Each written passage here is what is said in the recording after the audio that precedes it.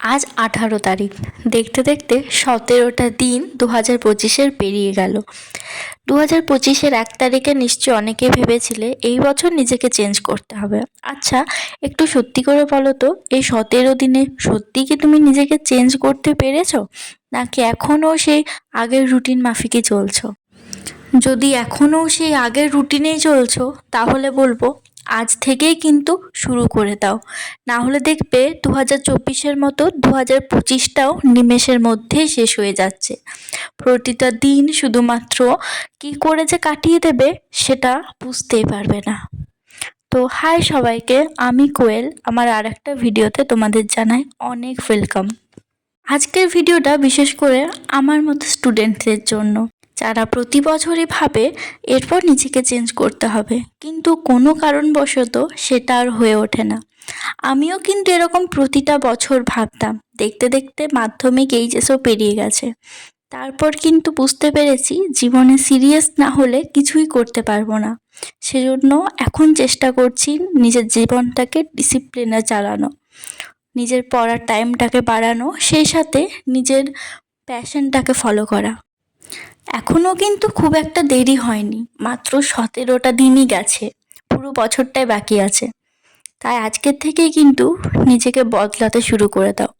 সব থেকে আগে বলবো, পড়তে বসো, কিন্তু পড়ার আগে সবসময় একটা গোল বানিয়ে নাও যে আজকে কোন কোন চ্যাপ্টারটা পড়বে। শুধু পড়ার জন্যই না, আমাদের অনেকে আছে যারা আমরা অনেক এক্সট্রা কাজ করি। অনেকে গান করতে ভালোবাসি, ড্রয়িং করতে ভালোবাসি, কারোর আবার নাচটা প্যাশন। সেই সবগুলোকেও কিন্তু নিজের দিনের মধ্যে একটু টাইম দাও, তাহলে দেখবে মনটাও ভালো থাকবে। তার আগে বলে দিই, যারা আমার ভিডিওটা নতুন দেখছো, আমি এখন ফার্স্ট ইয়ারে পড়ছি, সেই সাথে এএনএম জিএনএমের জন্য পড়ছি, তাছাড়া অন্যান্য এক্সামের জন্য প্রিপারেশন শুরু করব। আমি মূলত শুধুমাত্র এএনএম জিএনএমের স্টাডিটাই দেখাই, কলেজেরটা সেরকম একটা তুলি না। তোমরা যদি চাও তাহলে কলেজের স্টাডি ভ্লগটাও নিয়ে আসবো। আমার শুরুটা কিন্তু হয়েছিল শেষ থেকে। 2025-এর জানুয়ারির জন্য কিন্তু অপেক্ষা করে থাকিনি। ডিসেম্বর মাস থেকেই স্টাডি ইমপ্রুভমেন্ট চ্যালেঞ্জটা শুরু করে দিয়েছিলাম। কিছুটা টপিক তোমরা ইউটিউবেও দেখতে পাবে, 15টার মতো দিন শেয়ার করেছি, বাকিগুলো সময়ের অভাবে শেয়ার করতে পারিনি। সেই তখন থেকে যে 8 ঘন্টা পড়ার রুটিনটা বানিয়ে নিয়েছি, সেটা কিন্তু এখনও চলছে। তবে হ্যাঁ, আমার সব থেকে বড় ফল্ট যেটা হচ্ছে, আমি কিন্তু সকালে উঠতে পারি না, সেজন্য আমাকে রাত জেগে পড়তে হয়।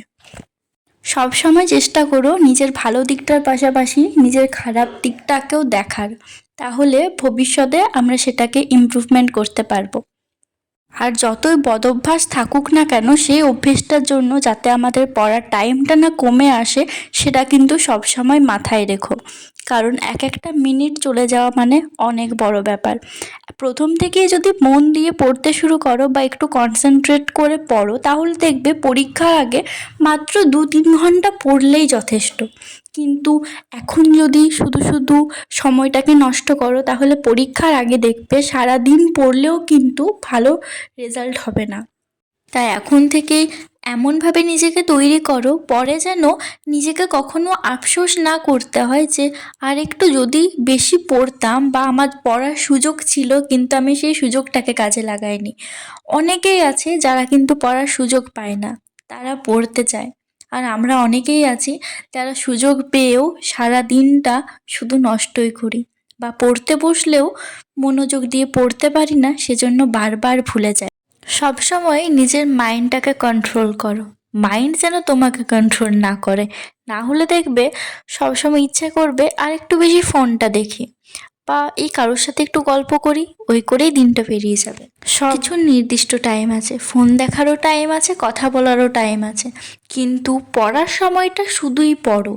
মাইন্ডটাকে শুধু পড়াশোনার মধ্যে রাখো। শুধু পড়লেই হবে না, লেখাপড়া শব্দটা কিন্তু পাশাপাশি, লেখা সাথে সাথে পড়া দুটোই করতে হয়। অবশ্য আমি কিন্তু কম্পিটিটিভ এক্সামের জন্য লিখে প্র্যাকটিস করি না, কিন্তু কলেজের পড়াগুলো কিন্তু লিখে লিখে প্র্যাকটিস করতে হয়, না হলে অত বড় কোয়েশ্চেনগুলো ভুলে যাব সেজন্য। আর পড়তে হবে মানে এটা কিন্তু একদমই না যে আমি সারাদিন শুধু বইয়ে মুখ গুঁজে পড়তেই থাকবো, তাহলে একটা সময় দেখবে প্রচণ্ড বিরক্তি চলে আসবে আর পরে কিন্তু পড়তে পারবে না। এমন আমরা অনেক স্টুডেন্টদের নিশ্চয়ই দেখেছি যারা স্কুল লাইফে খুব ভালো থাকে বা আগের ক্লাসগুলোতে খুব ভালো থাকে, কিন্তু একটা সময় পরে এসে তারাও কিন্তু অ্যাভারেজ স্টুডেন্ট হয়ে যায়। তার কারণ একটাই, তারা শুধুমাত্র পড়া করে করে তাদের মাথার মধ্যে এমন একটা জিনিস চলে আসে যে একটা সময় পর পড়াটাই তাদেরকে বিরক্তি লাগে। সেজন্য আর সবসময় চেষ্টা করো দিনে অন্তত আধ ঘন্টা হলেও একটু এক্সারসাইজ করা, তাহলে দেখবে শরীর মন দুটোই ভালো থাকবে। অবশ্যই যাদের সেরকম ভালো সুযোগ আছে একটু ছাদে গিয়ে বা একটু যাদের উঠোন আছে উঠোনে গিয়ে করতে পারো। আমরা যেহেতু ফ্ল্যাটে থাকি, অনেক ফ্যামিলি তো আছে ছাদে যদি যোগা করতে যায় তাহলে কখন কে উঠবে, সেজন্য আমি ঠিক বাইরে অতটা যাই না। আমি যতটা সম্ভব নিজের রুমেই করার চেষ্টা করি। একটা সাবজেক্ট পড়লাম প্রায় 3 ঘন্টা, তারপর আবার 2 ঘন্টার মতো রেস্ট নিলাম। সব সময় কি পড়লে ভালো লাগে? মাঝে মাঝে একটু ফ্যামিলির সাথেও টাইম কাটাতে ইচ্ছে করে, আবার নিজের কিছু খাওয়া দাওয়া থাকে, কিছু কাজকর্ম থাকে, সেগুলোও করতে হয়। প্রথমেই যে বললাম প্যাশনের কথাটা, নিজের প্যাশনটাকেও ফলো করতে হবে, বা সারাদিনে তোমার যেটা করতে ভালো লাগবে সেটা অন্তত 1 ঘন্টা করো। এরপর আমিও বলি আমার কি করতে ভালো লাগে, এই যে তোমাদের সাথে প্রতিদিন কিছু না কিছু শেয়ার করা। সত্যি বলতে এটা এখন আমার খুবই ভালো লাগে। সেই সাথে কিন্তু মাঝে মধ্যে কবিতাও একটু আধটু লিখি। এইভাবেই আপাতত চলছে, পড়াশোনা, ভিডিও করা, মাঝে মাঝে কবিতা লেখা। আগে কিন্তু গল্প, উপন্যাস, কবিতা পড়ার খুব নেশা ছিল।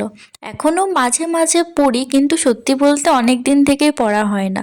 আসলে একটা টাইম এমন হয়েছিল আমি নিজের পড়ার বইয়ের থেকে বেশি উপন্যাস, গল্প পড়তাম। তখন থেকে একটু কন্ট্রোলে করার চেষ্টা করেছি, তারপর থেকে আর অভ্যেসটা অনেকটাই চলে গেছে। সব থেকে আগে এই কথাটা মাথায় রাখতে হবে, কোনো জিনিসের জন্য যদি আমাদের পড়াশোনার ক্ষতি হয় সেই জিনিসটা কিন্তু বাদ দেওয়াই ভালো। পুরোপুরি বাদ বলবো না, সেই টাইমটাকে একটু কমিয়ে দেওয়া ভালো। শেষে একটাই কথা বলবো, সবসময় পজিটিভ থাকো, পজিটিভ চিন্তা করো। ঘুম থেকে উঠে প্রথমে মনে মনে ভাবো আজকে সারা দিনটা আমি খুব পজিটিভভাবে কাটাবো। নেগেটিভ মাইন্ড নিয়ে কিন্তু কখনো পজিটিভ কাজ করা যায় না, কখনো কোনো কাজে সাকসেস পাওয়া যায় না বা পেতে খুব দেরি হয়। সেজন্য সবসময় পজিটিভ ভাবো, দেখবে সবশেষে ভালোই হবে। আর যে দিনগুলো পেরিয়ে এসেছো, যদি কোনো ভুল করেছো সেগুলো কিন্তু একদমই মনের মধ্যে রেখো না। সবসময় চেষ্টা করে যাও নিজের বর্তমানটা ঠিক রাখার, তাহলে কিন্তু ভবিষ্যৎটা আপনি ভালো হবে। আর বর্তমানটা যদি ঠিক না রাখো তাহলে কিন্তু ভবিষ্যতে গিয়ে কোথাও গিয়ে আবার সেই রিগ্রেট করতে হবে। তাই আর দেরি না করে আজ থেকেই শুরু করে দাও।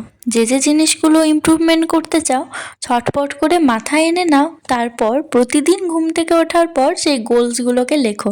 আজ আমাকে এই কাজটা করতে হবে।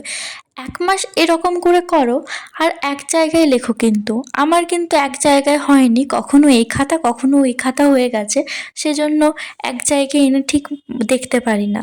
তো তোমরা না সবসময় পাশাপাশি লেখো, তাহলে 1 মাস পর যখন দেখবে তখন ভাববে আমি এই 1 মাসে এত কিছু করে ফেলেছি। কোথাও গিয়ে কিন্তু নিজেকেও খুব প্রাউড ফিল করবে। আজকের মতো ভিডিওটা এখানেই শেষ করছি।